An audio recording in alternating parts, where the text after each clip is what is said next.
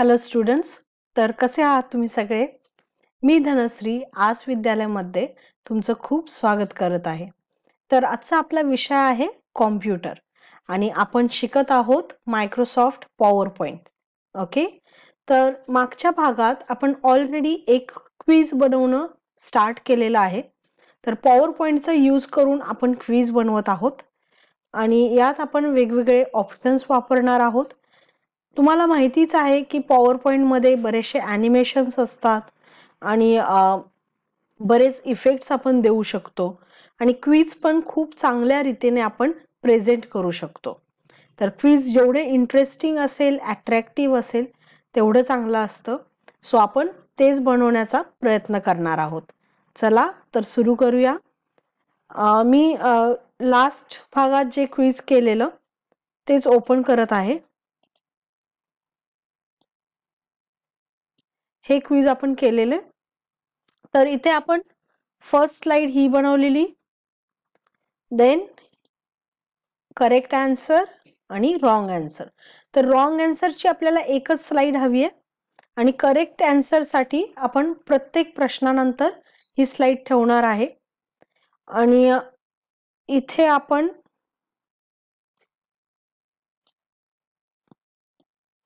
Continue किंवा next question पण लिहू शकतो.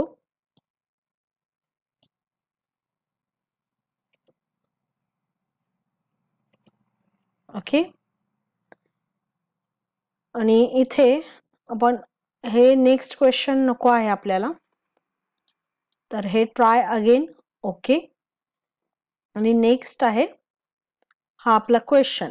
तर क्वेश्चन आणि आन्सर साठी आपण ऑलरेडी एक डॉक्युमेंट बनवून ठेवलेला आहे. ओपन करूया ते पहिल्यांदा. तर हे आहेत आपले क्वेश्चन्स. तर मी या स्लाइडला कॉपी पेस्ट करते.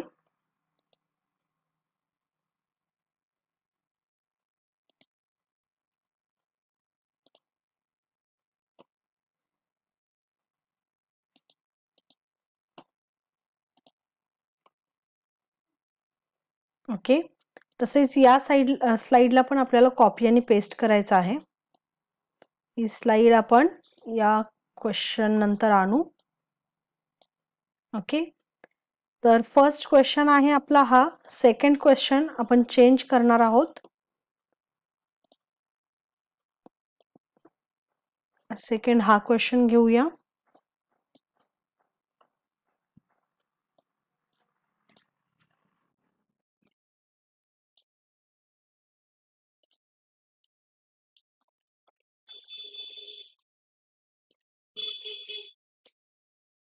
फॉर्मॅट करू.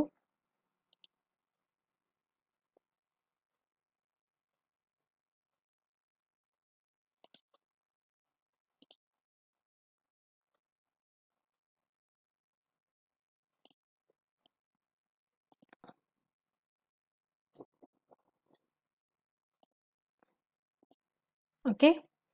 नेक्स्ट आपले ऑप्शन्स आपल्याला चेंज करायचे आहेत. सो आपण ऑप्शन्स कॉपी पेस्ट करू.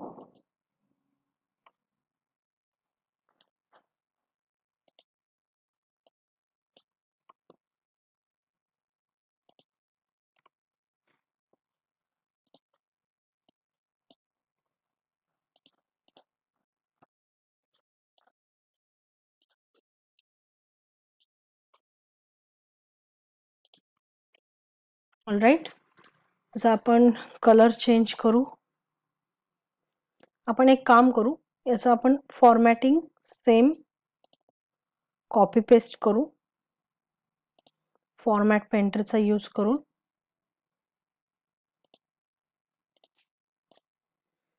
तर आता इथे ऍक्च्युली आपण थोडीशी फॉन्ट साईज चेंज केली पाहिजे.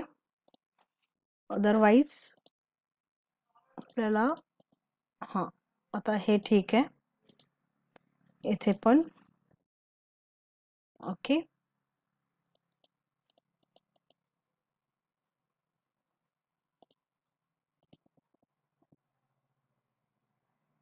देन तर अशा पद्धतीने आपण फॉन्ट साईज चेंज करू शकतो. नेक्स्ट आपला क्वेश्चन आहे हा,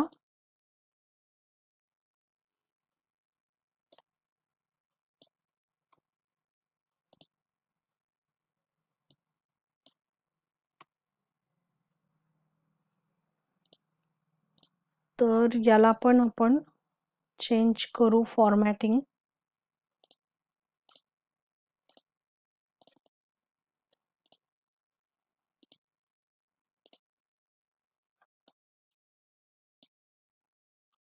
ऑलराईट. नेक्स्ट हा आपला थर्ड क्वेश्चन आहे. सो आपण इथे 3 लिहू. इथे पण आपल्याला चेंज करायचे आहे. हे आपला सेकंड क्वेश्चन आहे. तर इथे सुद्धा आपलं ऑप्शन्स आपल्याला चेंज करायचे आहेत.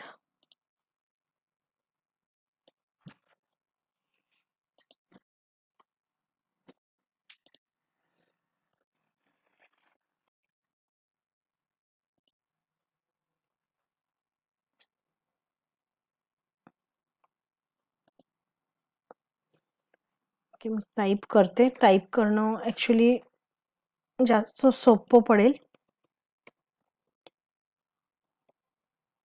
भारत मुनी, देन अभिनव गुप्त आणि देन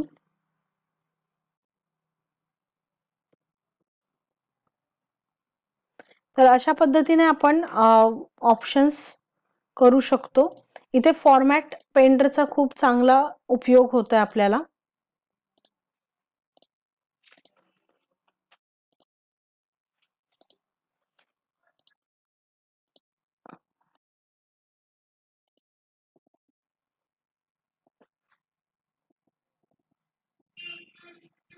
ओके.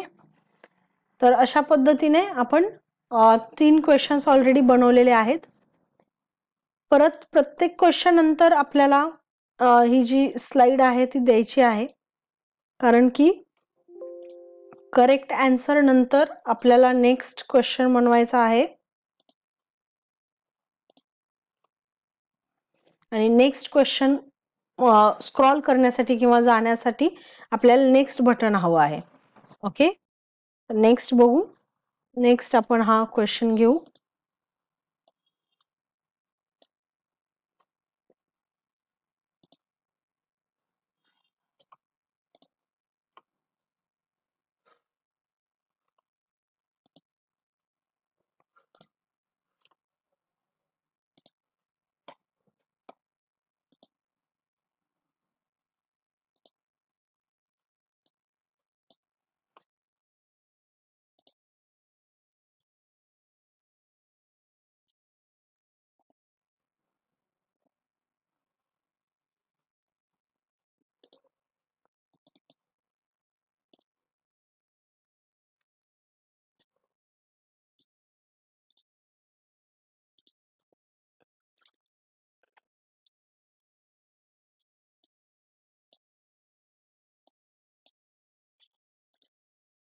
ओके.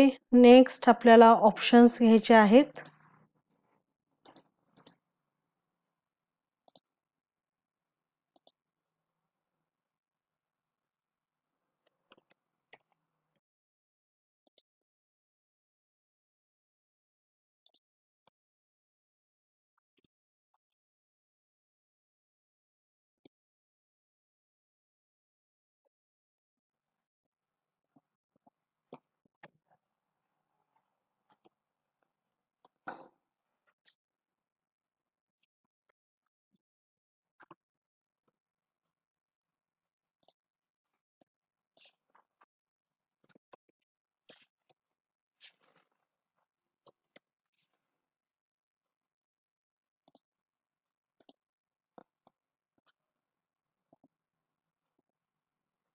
ओके. तर अशा पद्धतीने आपण 4 क्वेश्चन्स केलेले आहेत. 4 क्वेश्चन्स केलेले आहेत. नेक्स्ट या क्वेश्चन नंतर सुद्धा आपल्याला ही स्लाइड लागणार आहे. ऑलराईट. आता आणि थोडस आपण चेंजेस करूया. जसे हे जे क्विज आहे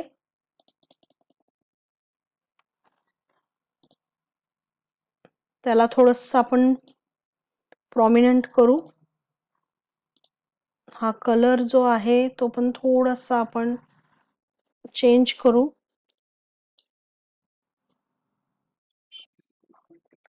तर आपल्याला अट्रॅक्टिव्ह अशा गोष्टी बनवायला थोडंसं विचार करून बनवायला लागतात, कारण की आपण जे प्रेझेंटेशन बनवतो ते सगळ्यांच्यासाठी इंटरेस्टिंग असले पाहिजे. ओके.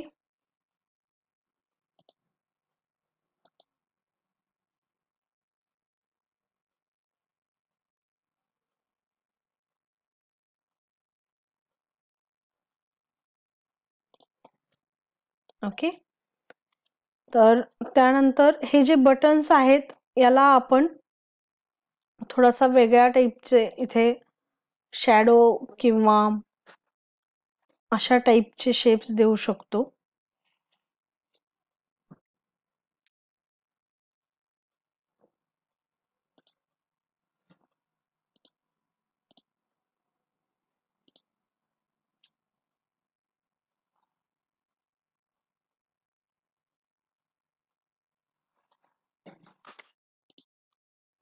तर अशा ह्याने 3D लुक थोडासा येतो. इथे पण आपण थोडेसे चेंजेस करू शकतो.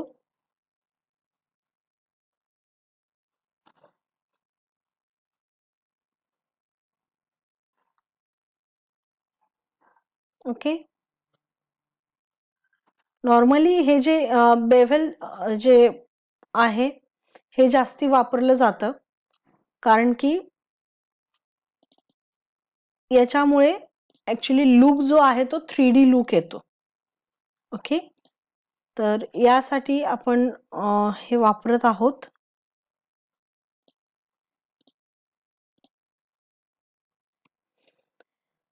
तर इथे आता जस्ट नेक्स्ट आणि एक पार्ट मी दाखवणार आहे ते म्हणजे हायपरलिंक. तर हायपरलिंक काय असते? हायपरलिंक म्हणजे एका गोष्टीची आणि एका गोष्टीला आपण लिंक करतो, त्याला म्हणतो आपण हायपरलिंक. ओके. जसे सपोज